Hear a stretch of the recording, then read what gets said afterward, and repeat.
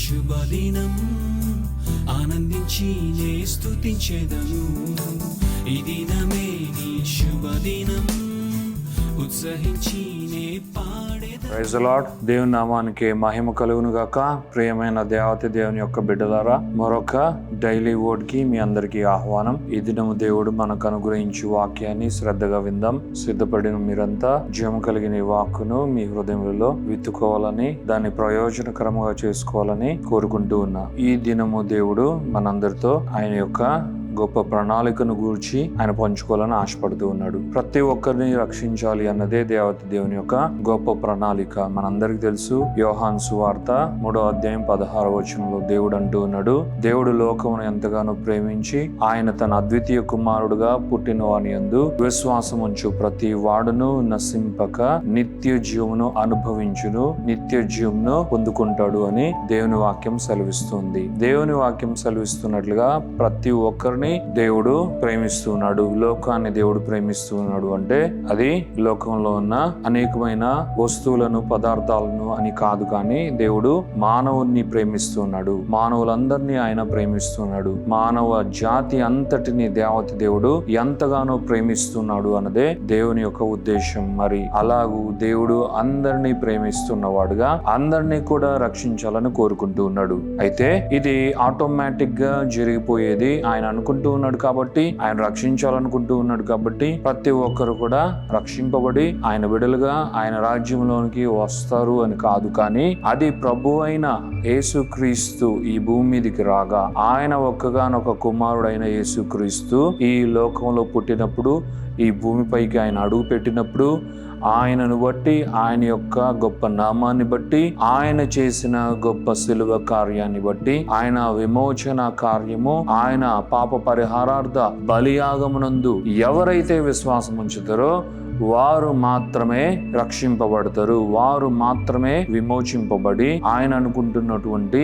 ఆ నాశనం నుండి తప్పింపబడి నిత్య జీవాన్ని పొందుతారు అని దాని యొక్క సారాంశం. దేవునికే మహిమ కలుగును గాక. మరి ఈ విధముగా అందరూ రక్షింపబడాలని దేవుడు కోరుకుంటున్నాడు, కానీ అందరూ రక్షింపబడరు అని ఈ విషయం ద్వారా మనకు తెలుస్తూ ఉంది. ఎందుకంటే ఇప్పటికీ ఎంతో మంది సువార్త వింటూ ఉన్నా, సువార్త వెదజల్లబడుతూ ఉన్నా, అంగీకరించలేని యేసు అన్న నామాన్ని కనీసం పలుకలేని విరుద్ధమైన ఉద్దేశాలు కలిగి ఎంతో మంది ఉన్నారు. అలాంటి పరిస్థితులలో అందరూ రక్షింపబడతారు అని మనం నమ్మడం అన్నది కరెక్ట్ కాదు.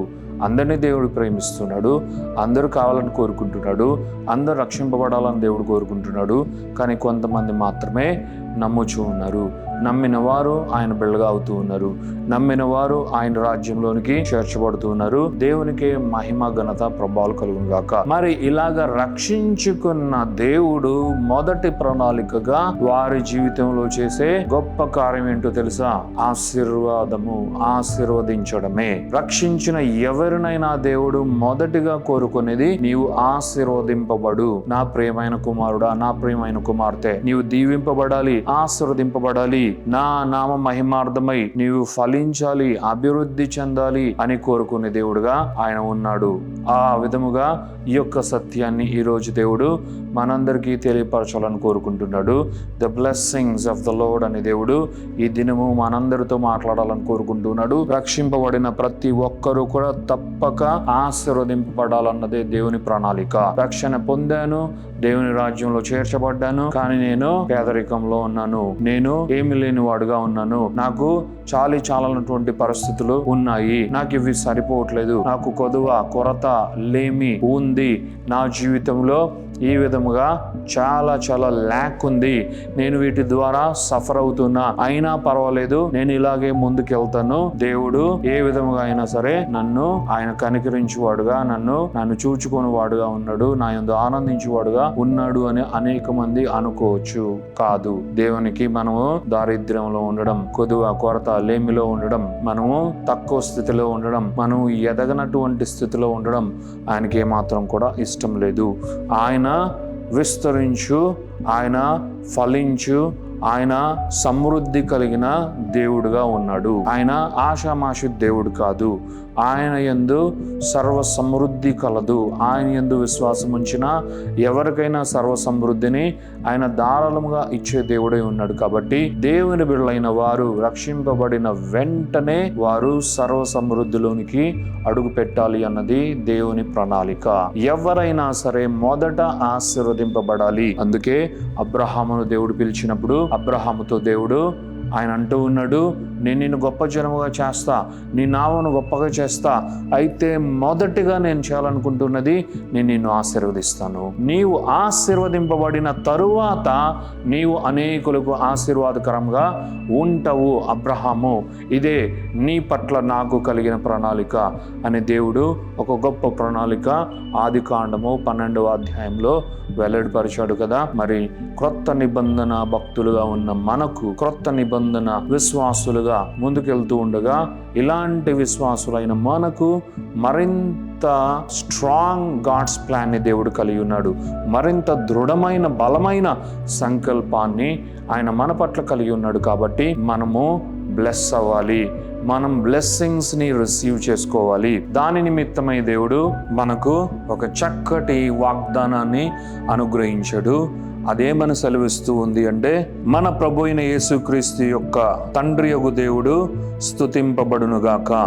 ఆయన క్రీస్తునందు పరలోక విషయములలో ఆత్మ సంబంధమైన ప్రతి ఆశీర్వాదమును మనకు అనుగ్రహించును. పౌలు ద్వారా దేవుడు ఒక వాక్యాన్ని ఆయన వ్రాయించాడు. ఇది ఎఫెసీలకు పౌలు ఒక పత్రిక రాస్తూ, ఎఫెసీ అన్న సంఘానికి ఆయన ఒక పత్రిక రాస్తూ వెల్లడించిన ఒక వాక్కు. ఇది మనందరి జీవితాలను మార్చివేసిన ఒక వండర్ఫుల్ ప్రామిస్ అని మనమందరూ కూడా నమ్మాలి. దేవునికే మహిమ కలుగును గాక. ఈ వాక్కు చాలా చాలా ప్రాముఖ్యమైనది. ఎందుకంటే రక్షింపబడితే అయిపోయింది, నేను విమోచింపబడితే అయిపోయింది, నేను పాపక్షమాపణ పొందితే అయిపోయింది, నేను నశించకుండా దేవుని రాజ్యంలో చేర్చబడ్డానా, ఇక అయిపోయింది, నేను దేవుని బిడ్డగా అయిపోయినా ఇక అయిపోయింది, ఇక నాకు పరలోకం ఎప్పుడెప్పుడు వస్తుందా, నేను పరలోకానికి ఎప్పుడు వెళ్ళాలా అని ఎదురు చూడడం కాదు మన పని. మనం రక్షింపబడిన వెంటనే దేవుని నామ మహిమార్థమై ఆయన రాజ్యము కొరకు, మనం అనేకులకు ఆశీర్వాదముగా ఉండుట కొరకు, మనము అనేకుల మధ్యలో ఆయనకు మహిమకరముగా ఉండుట కొరకు, ఆయనకు కీర్తి తెచ్చుట కొరకు మనము తప్పక ఆశీర్వదింపబడాలి. ఇది దేవుని గుణాతిశయమై ఉన్నది. ఇది పరలోక ప్రణాళిక అయి ఉన్నది. మనము బ్లెస్ అవ్వాలి, మనం నింపబడాలి. మనము దేనితో నింపబడాలి అన్నది దేవుడు వరుసగా వాటిని ఆయనే ప్రవేశపెట్టి ప్రతి దానిని మనకు అనుగ్రహించి ప్రతి దానితో నింపు దేవాతి దేవుడై ఉన్నాడు. అయితే ఈ వాక్యంలో ప్రతి ఆత్మ సంబంధమైన ఆశీర్వాదములు ఉన్నాయి. వండర్ఫుల్. ప్రతి ఆత్మ సంబంధమైన ఆశీర్వాదములు నాకు కావాలి. అయితే మిగిలినవి అది వస్తే రానే, లేకపోతే లేదు అని ఎవరైనా అనుకుంటూ ఉండొచ్చు. నిజమే, ప్రతి ఆత్మ సంబంధమైన ఆశీర్వాదాలు మనకు కావాలి. ఒక ఆత్మ సంబంధమైన ఆశీర్వాదాలు మాత్రమే మనకుంటే సరిపోతుందా అంటే, మనము అక్కడెక్కడో పరలోకంలో ఒక మూలన లేము, ఇంకెక్కడో వేరే చోట మనం లేము. భౌతికమైన జీవనాన్ని కొనసాగించు ఈ యొక్క భూమిపైనే మనం ఇంకా ఉన్నాము. కాబట్టి ఆత్మ సంబంధమైన ఆశీర్వాదములు తప్పక మనకు అవసరమే. కానీ వాటితో పాటు భూ సంబంధమైన ఆశీర్వాదాలు కూడా మనకు కావాలి. మనం ప్రతి దినము తినక త్రాగక, మనం మంచి విశ్రాంతి తీసుకొనక, మన అవసరత లెక్కలని తీర్చుకొనక, మనం ఏదైనా దుస్తులు ధరించుకొనక ఎలా మన జీవనాన్ని కొనసాగించగలము అంటే, దాని అర్థం దేవుడు ఆత్మ సంబంధమైన ఆశీర్వాదాలతో పాటు మనం ఇంకా అడుగకనే, మనం ఇంకా అప్లికేషన్ పెట్టుకోకనే దేవుడే ప్రతి భూ సంబంధమైన ఆశీర్వాదాలను కూడా ఏర్పాటు చేశాడు అన్నది దేవుని వాక్యం సెలవిస్తుంది. ఈ వాక్యం ఏమి అలా చెప్పట్లేదే, ప్రతి ఆత్మ సంబంధమైన ఆశీర్వాదములు మనకు అనుగ్రహింపబడెను అని మాత్రమే ఉంది, కానీ వేరేవేమి లేవు కదా ఇక్కడ అని అనుకోవచ్చు. ఇదే దేవుని యొక్క ప్రత్యక్షత, ఇదే దేవుని యొక్క ఆత్మ జీవము. వాక్యము మర్మయుక్తమైనది కాబట్టి దేవుడు దీనిలో అది గుప్తమైనదిగా చేశాడు, అది గూఢార్థముగా చేశాడు. మనకు ఒక వండర్ఫుల్ థింగ్ ఏంటంటే, మనకున్న వర్షన్స్లో యాంప్లిఫైడ్ బైబిల్ అనే ఒకటి ఉంటుంది. యాంప్లిఫైడ్ వర్షన్ బైబిల్ని కనుక మనము చదివితే అందులో ఉంటుంది, ప్రతి ఆత్మ సంబంధమైన ఆశీర్వాదములతో పాటు భూ సంబంధమైన ఆశీర్వాదములు కూడా దేవుడు మనకు అనుగ్రహించాడు అని. మరి దీన్ని కూడా మనం కాదందామా ప్రియమైన దేవుని బిడ్డలారా? కాబట్టి మనము మూర్ఖంగా ఉండకూడదు, మూడులుగా మనం ఉండకూడదు, కానీ దేవుని వాక్యానికి సెన్సిటివ్గా ఉండాలి. సాఫ్ట్ హార్ట్తో మనము ఆయన యొక్క సముఖమున ఉండాలి. అప్పుడు ఆయన మెల్లనైన స్వరాన్ని మనకు వినిపింపచేయు దేవుడు మన దేవత దేవుడు. కాబట్టి మన అవసరతల అక్కర్లు తీర్చు దేవుడు మన దేవుడు. మన దేవుడే మనకు నేర్పిస్తున్నాడు. ఏది కావాలి అన్నా మనము ఆయన అడిగినప్పుడు అది తప్పక మనము పొందుకుంటాము. ఆయన నామాన్ని బట్టి, అనగా మన ప్రియమైన యేసయ్య నామాన్ని బట్టి మనం ఏది అడిగినను తప్పక మనం అది పొందుకుంటామని ఎన్నో వాక్యాలు, వాగ్దానాలు దేవత దేవుడు మనకు అనుగ్రహించాడు. అలాగున మన జీవితంలో మనం నిత్యము దేవుణ్ణి అడిగేది, కోరుకునేది, ప్రార్థించేది, మనం పొందుకోవాలని ఎదురు చూసేది ఆత్మ సంబంధమైన వాటికన్నా భూ సంబంధమైనవే. అలా అని నేను భూ సంబంధమైన వాటిని ఎక్కువగా మీరు అడగండి, ప్రార్థించండి, పొందుకోండి అని అనట్లేదు. కానీ మనము అడిగినా అడగకపోయినా ఇవి మనకు తప్పక ఈ భూమి మీద అవసరమై ఉన్నవి. కాబట్టి ఆత్మ సంబంధమైనవే నాకు చాలు, ఇక మిగిలిన వాటితో పని లేదు అని మనము ఒకే సైడెడ్, సింగిల్ మైండెడ్ లేదు అని అంటే ల్యాండ్ స్లైడెడ్ థింకింగ్ మనకు వద్దు. ఇలాంటి మూర్ఖత్వము, ఇలాంటి రిలీజియస్ థింకింగ్ మనకొద్దు. ఆత్మ సంబంధమైన ఆశీర్వాదములు మొదట మనకు కావాలి. వాటన్నిటినీ ఒకదాని వెంబడి మనం పొందుకుంటూ మనము బహుగా ఫలించి అభివృద్ధి చెందాలి. అట్ ద సేమ్ టైం భూ సంబంధమైన ఆశీర్వాదములు కూడా ఆయనేమి కొరచ చేయలేదు, కొదవ చేయలేదు. వాటిని కూడా సమృద్ధిగా దేవుడు మనకు అనుగ్రహించగా వాటిని కూడా మనం పొందుకొని మన జీవితంలో మనము దీవింపబడి అనేకులకు ఆశీర్వాదకరముగా అనేక రకములుగా మనం ఉండాలి. దేవుడు మనల్ని ముందుకు తీసుకువెళ్ళే కొద్దీ మనము దేవుని నామానికి అవమానాన్ని తెచ్చేవారము కాదు, కానీ ఆయనకు ఘనత తెచ్చేవారమే మనము, ఆయనకు మహిమ తెచ్చేవారమే మనము. కాబట్టి అనేకులు మనల్ని చూసినప్పుడు వీరు ఆయన నమ్ముకున్నారు, ఆ దేవుని నమ్ముకున్నారు, ఆ నామాన్ని వారు పఠిస్తూ ఉన్నారు, ఆ నామాన్ని స్మరించుకుంటున్న వీరు ఒట్టి వారులుగా ఒకప్పుడు ఉన్నారేమో, ఇప్పుడు వారు గట్టి వారులుగా ఉన్నారు, ఇప్పుడు వారు బలమైన వారుగా ఉన్నారు, అన్నిటిలో సమృద్ధి, అన్నిటిలో ఫలభరితముగా ఉన్నారు, అన్నిటిలో దీవింపబడిన వారుగా ఉన్నారు అని చెప్పుకుంటే దేవునికి ఎంత మహిమ, ఎంత ఘనత. ఆ విధముగా మనము మన ఆత్మీయ జీవితంలో ఈ యొక్క స్టెప్ తీసుకోవాలి అని దేవుడు ఎఫెసీయులకు రాసిన పత్రిక 1వ అధ్యాయము 3వ వచనంలో చెప్పిన రీతిగా మన జీవితంలో ఈ గొప్ప కార్యాన్ని నెరవేర్చాలని కోరుకుంటున్నారు. ఆల్రెడీ ఇందులో అడుగుపెట్టి ముందుకు వెళ్తున్న అనేక మంది మరి ఇంకా గొప్పగా దీవింపబడాలి, ఆశీర్వదింపబడాలి అని దేవుడు కోరుకుంటున్నాడు. ఎవరైనా ఇంకా వారి జీవితంలో ఆశీర్వాదముల కొరకు వారేమీ చేయవలసిన అవసరం లేదు, దేవుణ్ణి అడగవలసిన అవసరం లేదు, కానీ ఈ వాక్యాన్ని నమ్మితే చాలు, ఈ వాక్యము వాగ్దానముగా విశ్వసిస్తే చాలు. ఇందులో ఉన్న సమృద్ధి నీ సొంతం అవుతుంది, నీ వశం అవుతుంది. దేవుడి వాక్యాన్ని మీ హృదయంలో విస్తరించునుగాక. ఆమేన్. ప్రార్థించుకుందాం. Thank you father, thank you Jesus, thank you holy spirit God.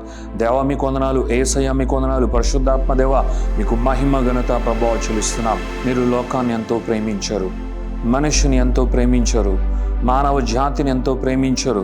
ప్రతి ఒక్కరిని రక్షించాలి అన్నదే మీ గొప్ప ప్రణాళిక.